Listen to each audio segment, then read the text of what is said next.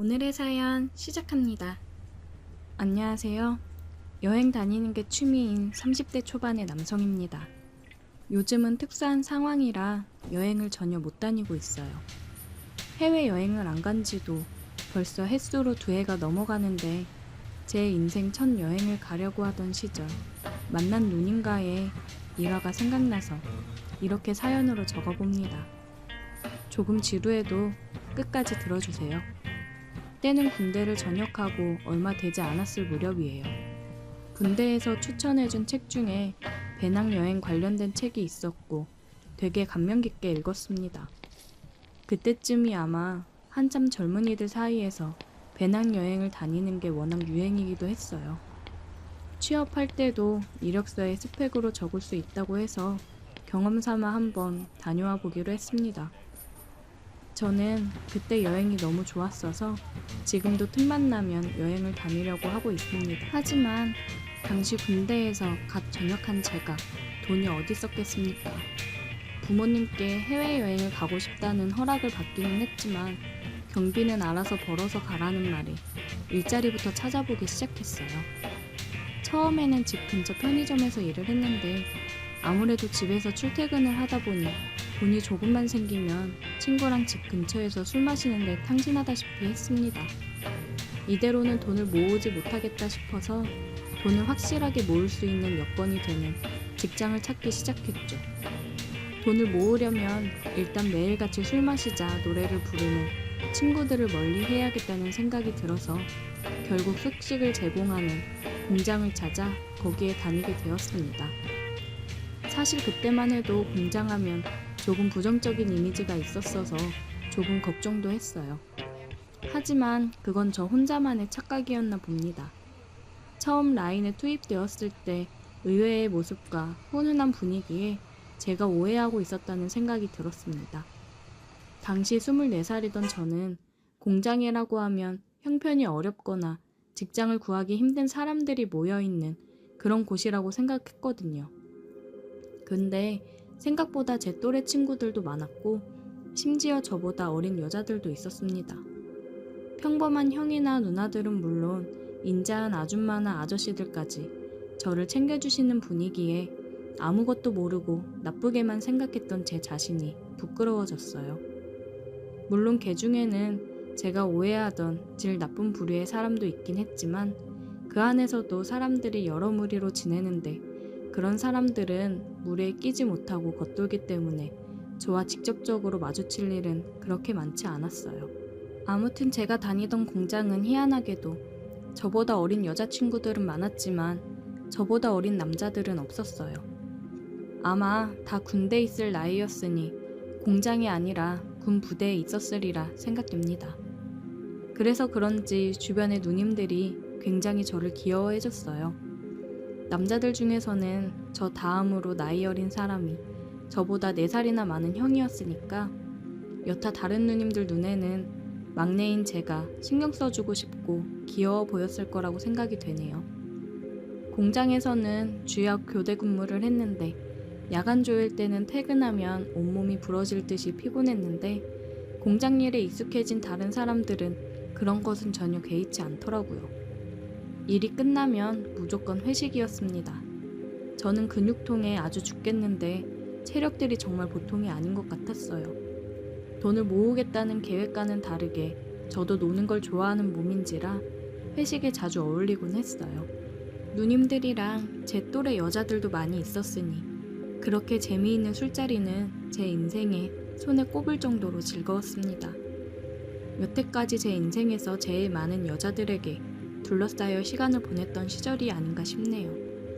공장에서 제일 어린 남자인 제가 회식에 나와서 그런지 그 중에 연상의 여성분들도 종종 제가 참석하는 회식 자리에 끼고는 했습니다. 친하게 지내던 여자애들 말로는 원래 좀처럼 어린 사람들하고는 잘 어울리지 않는 분들이신데 아마 저 때문에 참석하는 것 같다고 기뜸을 해주더라고요. 제가 뭐라고 저 때문에 회식까지 참석해 주시니 몸둘 바를 모를 정도로 영광이었습니다. 오늘 사연의 주인공인 그녀는 그 연상의 무리 중에 한 명으로 돌싱, 그러니까 이혼을 한 누님이었습니다. 나이도 그렇게 많지 않았어요. 35이라고 들었습니다. 전 남편과는 1년을 채 살지를 않았고 자식도 없다고 하더라고요. 그런데 그 누나는 정말 나이에 비해서 이뻤습니다. 애도 없이 혼자 벌어서 혼자 쓰니 관리도 정기적으로 받으러 다니는 것 같이 보였고 운동도 다니는 것 같아서 그런지 유니폼으로 가려졌지만 멀리서 봐도 티가 나는 게 눈에 확 들어오는 정도였으니까요. 약간 부자연스러운 이목구비가 성형을 조금 한 것 같아 보이기도 했는데 눈부시게 이쁜 외모에 성형했다는 사실이 뭐가 중요하겠습니까? 저에겐 그냥 이쁜 누나라는 생각만 들었어요. 세상 어느 24살 한참 때의 청년이 자기가 돌싱녀와 이어질 거라 생각을 할까요? 회식에 종종 같이 참석하던 돌싱 누님의 아름다운 모습에 두 눈이 가긴 했지만 저는 역시 제 또래와 어울리는 게 더 즐거웠습니다. 그날도 힘든 근무가 끝나고 바로 회식으로 이어지게 된 날이었죠. 저는 마침 그날 주간에서 야간으로 넘어가는 교대 주기였어서 평소 때보다도 쉬는 시간이 좀 길었습니다. 일요일 저녁에 퇴근하고 월요일 야간 타임 근무였으니 그때야말로 코가 삐뚤어지게 마실 수 있는 절호의 날이었죠. 저와 친하게 지내던 공장에서 같이 일하는 귀여운 여자아이가 있었어요. 첫날에도 이것저것 설명해주고 나이도 또래라서 계속 신경이 쓰이는 친구였는데 저는 그 여자의 옆에 앉아서 호시탐탐 어떻게 저를 어필해볼 기회만 노리고 있었죠. 그렇게 한 잔 두 잔 마시고 있는데 야간 조이던 그 돌싱 누나랑 다른 사람들이 자리에 합석을 하게 됐어요. 나이차가 조금 나는 무리여서 같이 회식을 하던 사람들은 조금 불편해하는 기색이 있었는데 연상의 누님들이 술자리를 리드하니 평소면 1차에서 끝날 회식이 1차에서 2차로 그리고 2차에서 3차까지 자연스럽게 가게 되었습니다. 친구들 사이에서도 주량 하나만큼은 자신이 있었는데 거의 매일 이런 식으로 술을 마시는 누님들의 주량은 당해낼 재간이 없었습니다. 친구들 사이에서도 끝까지 살아남는 주량이 저의 자랑거리였는데 여기선 저의 주량은 감히 명함도 못 내밀 정도였으니까요. 제가 잘해보고 싶었던 여자애는 언제 떴는지 3차 자리인 노래방에 도착했을 땐 이미 모습이 보이지 않았습니다. 눈치를 채지 못하고 있다가 그녀가 없다는 사실에 숙소로 돌아갈 타이밍만 잡고 있었는데 2차 때 엄청 먹었던 술이 반응이 오는지 정신줄 붙잡고 있기도 힘들었어요. 요때는 잠깐의 기억에 공백이 있기는 한데 노래방에서 사람들이 춤추고 노래하면서 난리치는 와중에 같이 일하는 형의 부축을 받아 화장실에서 오바이트를 했던 기억이 있습니다. 이미 제 주량의 한계점에 도달한 상태인지라 언제 쓰러져도 이상하지 않은 상태였는데 즐거운 회식 분위기와는 다르게 저는 소파 구석에 기대 누워 녹초가 되어 있었습니다. 갑자기 이상한 느낌이 오더라고요. 뒤로 꺾여있는 고개를 들어 뭔가 하고 봤더니 그 돌싱 누나가 저를 꼬집으며 괜찮냐고 물어보는 것이었어요. 제가 몸에 열이 많은 체질이라 웬만큼 춥지 않으면 반바지를 입는 스타일인데 이날도 역시 반바지를 입고 있었어요. 괜찮냐고 물어보는 누님의 말에 아주 죽겠다고 대답을 했는데 놀다 보니까 뻗어있는 제가 오들오들 떨고 있는 것 같아서 뜨겁게 해주려고 왔다며 알 수 없는 미소를 짓는 누님의 말에 정신이 번쩍 나더라고요. 그러고서 누나가 입고 있던 외투를 제 다리에 덮어줬습니다. 아무튼 그렇게 정신력으로 5분 10분 버티다 보니 어느덧 노래방 3차도 끝나가는 분위기였습니다. 누나의 외투를 몸에 걸친 채 바들바들 떨고 있는데 이 지칠 줄 모르는 영혼들이 4차를 가자고 하는 것이 아니겠어요?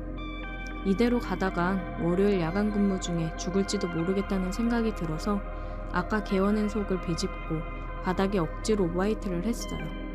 그 모습을 보여주는데도 아랑곳하지 않고 4차로 갈 사람들은 4차를 가더라고요. 알아서 숙소로 갈 수 있겠냐고 걱정하는 사람들의 말에 이제 돌아가도 문제가 없겠다는 생각에 괜찮다고 대답을 했는데 돌싱 누님이 4차를 따라가지 않고 자기가 데려다 주겠다며 저와 함께 남았습니다. 그렇게 택시를 잡아 숙소로 돌아갔어요. 하지만 도착한 숙소는 제 방이 아니라 돌싱 누나의 방이었습니다. 술에 그렇게 취해본 적이 없어서 저는 이미 필름이 끊긴 상태였습니다. 잠깐 기억나는 게 있는데 택시를 타고 오는 길에 차 안에다가 오바이트를 했는지 나에게 화를 내던 택시기사님의 모습, 그리고 내 지갑에서 돈을 빼는 누나의 모습이 어렴풋이 기억이 났습니다. 어찌어찌 정신을 차리니 제 방은 아니었고 돌싱 누님의 분주한 모습이 계속해서 스쳐 지나갔습니다. 제가 오바이트로 번복이 된 건지 따뜻한 수건으로 제 몸 구석구석을 닦아주던 모습이 보였어요. 조금 춥다고 느꼈었는데 뜨거운 느낌이 들어서 눈을 떴을 때 누님이 제 옆에 같이 누워서 저를 따뜻하게 안아주고 있었습니다. 자고 일어났는데 누님이 저에게 잘 잤냐고 물어보더라고요.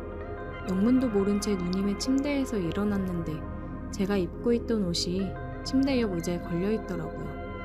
어제 보니까 보통 내기가 아니더라는 누님의 말에 저는 아무것도 기억이 안 난다고, 억울하다고, 미안하다고 대답을 했습니다.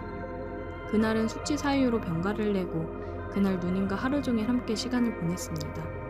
그날부터 누님과 저는 공장의 공식 커플이 되었습니다. 누님의 방에서 공장으로 출퇴근을 하고 시간을 함께 보내고 그렇게 5개월 정도를 누님과 같이 살면서 보냈습니다. 여행 경비가 어느 정도 모여 공장을 그만두면서 아쉬운 마음에 누님에게 저랑 같이 해외여행을 가겠냐고 물어봤지만 보기 좋게 거절당했습니다. 홍콩에서 시작해서 동남아 몇몇 나라를 배낭여행으로 다녀왔는데 혼자 돌아다니다 보니 누님 생각이 몇 번씩 나더라고요. 3개월 뒤에 여행에서 돌아온 저는 아쉬운 마음에 누님에게 전화를 했어요. 하지만 누님은 새로운 남자가 생겼다면서 떠날 땐 언제고 구질구질하게 왜 그러냐고 오히려 저를 나무라더라고요. 아쉬운 마음은 있었지만 누님과 다시 어떻게 잘 해보려는 건 아니고 그냥 여행지에서 생각이 났을 때 몇 개씩 사놓은 선물을 주고 싶었을 뿐인데 그렇게 매몰차게 대하니 기분이 묘했습니다. 시간이 꽤 오래 지났는데 가끔은 여행을 가고 싶을 때면 그때 그 누님이 생각나서 이렇게 사연 한번 적어봤습니다. 오늘의 사연 여기까지입니다. 오늘도 들어주셔서 감사해요. 구독, 좋아요, 알림 설정 부탁드려요.